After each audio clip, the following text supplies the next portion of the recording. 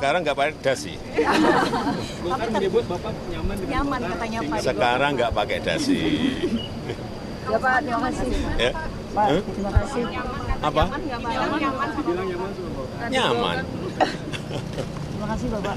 Ya, udah. Terima kasih Pak. Ada kalimat yang diucapkan oleh Sekjen PDI Perjuangan pada hari Jumat 15 Desember lalu kepada media. Saya akan kutip, saya akan ulang supaya juga tidak salah dan kelewatan perkatanya. Pak Hasto mengatakan Pak Jokowi membantu Pak Ganjar, Pak Jokowi di belakang Pak Ganjar. Nah ini Bang Deddy yang tadi dikatakan oleh Mas Umam Bang Deddy bahwa kemudian PDIP ada upaya untuk bisa merangkul kembali Jokowi untuk bisa menunjukkan bahwa Pak Jokowi ini ada loh di belakang Ganjar. Tapi kalau andai kata Pak Jokowi ternyata menggunakan dasi kuning, apakah bisa diartikan bahwa rayuan dari PDIP ini bertepuk sebelah tangan maksud saya, bertepuk sebelah tangan Bang Deddy? Ya mungkin coba dengar ini dulu Mbak ya. Ini untuk 2020. Saya titip untuk semuanya. Calon presiden dari PDI Perjuangan Bapak Ganjar Pranowo. Itu siapa yang ngomong Mbak? Pak Jokowi toh? Jadi kalau Pak Jokowi dan beliau masih ada di PDI Perjuangan.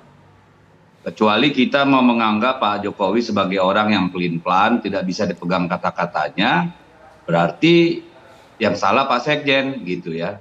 Karena kan kita memang lihat kemanapun Pak Ganjar pergi, pasti dalam 1-2 hari kemudian Pak Jokowi ikut datang ke tempat yang sama gitu ya. Dan saya kira ini persis seperti dulu dilakukan Pak Jokowi dengan Pak Prabowo. Jadi hal yang biasa saja kalau menurut kita gitu ya. Dan itu saya kira nggak perlu ditanggapi macam-macam.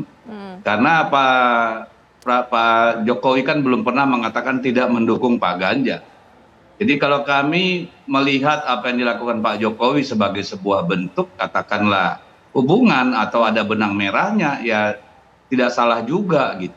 Baik. Tapi kalau ternyata bukan itu yang ada di dalam pikiran Pak Jokowi, ya kita harus tanyakan sama Pak Jokowi. Tugas Anda sebagai media mengklarifikasi. Baik. Ini kan soal bagaimana kita melihat sebuah fenomena atau kejadian atau katakanlah perkataan, tindakan, simbol dan segala macam gitu ya.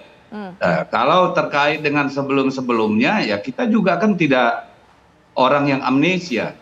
Kita tahu bahwa sekitar terkait dengan keputusan MK ada begitu banyak dinamika politik, ada begitu banyak pertaruhan politik, ada begitu banyak nilai-nilai etika dan peradaban politik yang dipertaruhkan di sana. Itu kan sesuatu yang memang membutuhkan suara dari PDI Perjuangan.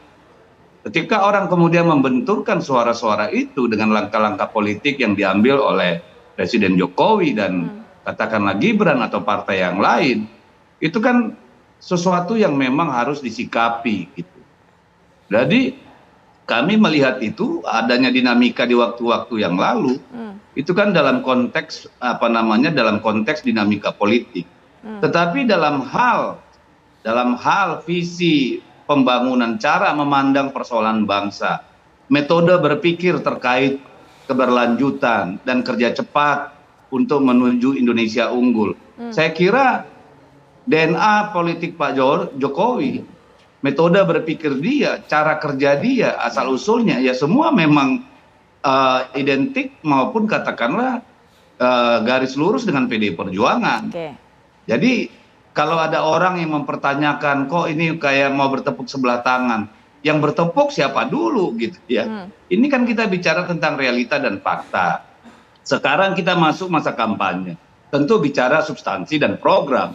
Sebelum masa kampanye kita bicara dinamika terkait ya berbagai manuver politik, berbagai langkah-langkah politik yang memang perlu memang melahirkan cara pandang atau posisi yang berbeda.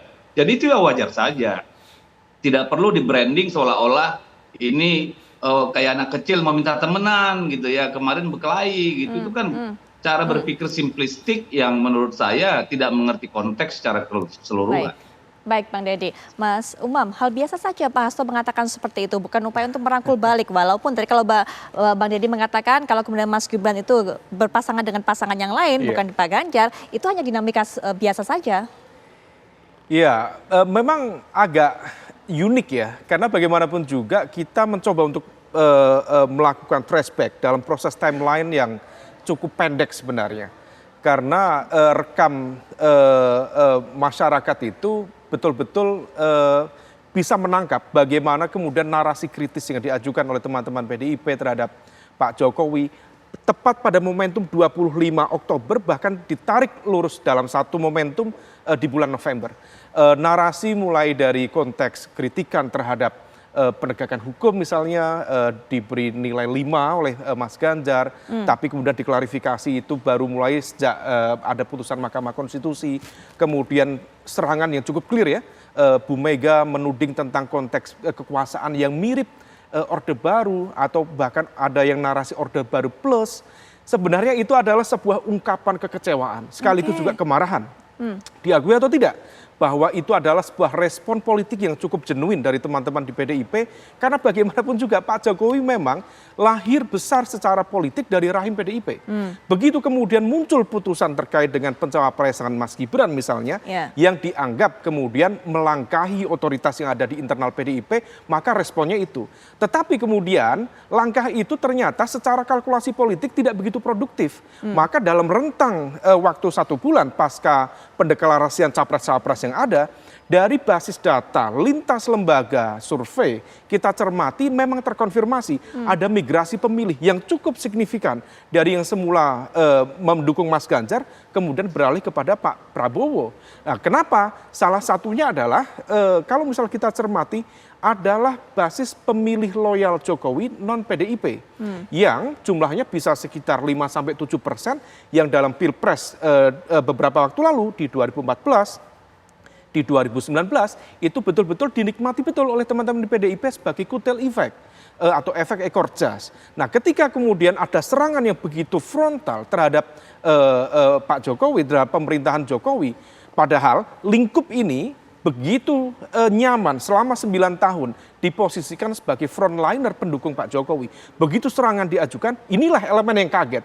Nah, kekagetan inilah yang kemudian memunculkan sebagian migrasi ke mendukung Pak Prabowo, sebagian lagi mempertebal basis undecided voters. Dan juga itu yang kemudian nanti barangkali akan menjadi swing voters ketika mencermati bagaimana dinamika perdebatan di round kedua, round ketiga, sampai round kelima.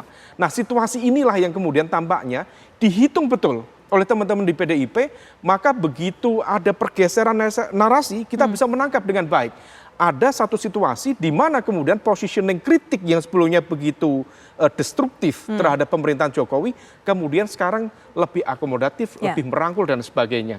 Nah, maka ini kita tangkap sebagai sebuah reorientasi strategi dalam konteks pendekatan politik, tetapi tampaknya kalau misal dalam perkembangannya ternyata kemudian tidak begitu produktif lagi, atau bahkan situasinya kemudian teman-teman di PDIP, Mas Ganjar Pranowo dan Pak Mahfud secara elektabilitas lebih powerful, lebih promising, lebih menjanjikan, saya pikir memungkinkan juga teman-teman PDIP untuk menggebuk lagi Pak Jokowi. Nah, ini menarik juga. Nanti mungkin Mbak Deni bisa berikan tanggapan mengenai hal ini, karena sudah sempat terdengar narasi-narasi seperti itu, narasi menyerang, kemudian ungkapan kekecewaan dari pihak PDIP. Tapi sebelum Mbak Deni berikan tanggapan, Mbak Doli juga terlebih dahulu, Mas Umam juga sudah jelaskan tadi, memang ramai pada saat itu isu yang beredar bahwa semuanya sudah disiapkan untuk Mas Gibran bergabung dengan Golkar. Tapi kemudian kalau kita sekarang baru melihat Pak Jokowi mengenakan dasi kuning, nah ini supaya nggak kalah cepat lagi begitu Bang Doli, karena yang kita tahu sebelumnya juga PAN ini sudah klaim bahwa Pak Jokowi kemudian akan ke PAN. Silakan Bang Doli. Ya, pertama saya mau ikan saudara Dedi ya, nggak usah nyinggung soal keputusan partai kami ya, soal ketua umum, kebijakan seperti apa gitu. Jadi jangan baper-baperan juga ikut ketua umumnya gitu.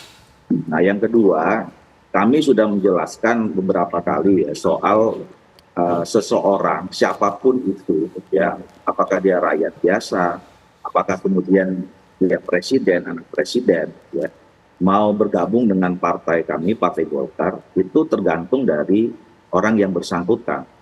Ya, kami sebagai partai terbuka, ya silakan saja siapa yang merasa visinya sama, ya nilai-nilai yang diperjuangkannya sama, itu kalau mau bergabung silakan. Dan kami tidak pernah ada mau memaksa-maksa siapa untuk masuk ke partai kita. Jadi orang masuk ke partai politik seharusnya itu memang berdasarkan keputusan dan cara pandang yang diambil untuk bersama dengan pilihan partai politiknya, dan itu diputuskan secara ikhlas, ya tidak ada paksaan dan seterusnya. Sama juga dengan kemarin pada saat saudara Gibran, ya kemudian kita usung menjadi pasangan capres dan cawapres, itu tidak ada pembicaraan-pembicaraan yang kemudian secara spesifik harus A, harus B, harus C, gitu. Apalagi harus masukan partai. Itu tidak seperti itu.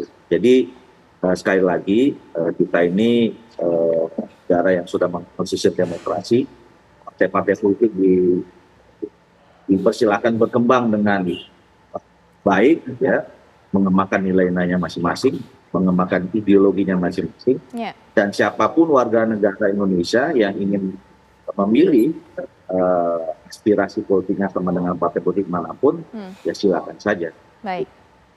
Baik, saling klaim Presiden Jokowi ada di partai mana, nanti mungkin Mas Umam bisa berkepandangan soal ini, tapi juga Bang Deddy nanti tanggapi apa disampaikan oleh Mas Umam, apakah memang betul adanya reorientasi, narasi, karena untuk mencegah semakin banyaknya migrasi suara, dan juga tadi sempat ditegur juga jangan baper kalau kata Bang Doli. Nanti kita akan lanjutkan kembali perbincangan, tapi setelah jeda kami segera kembali.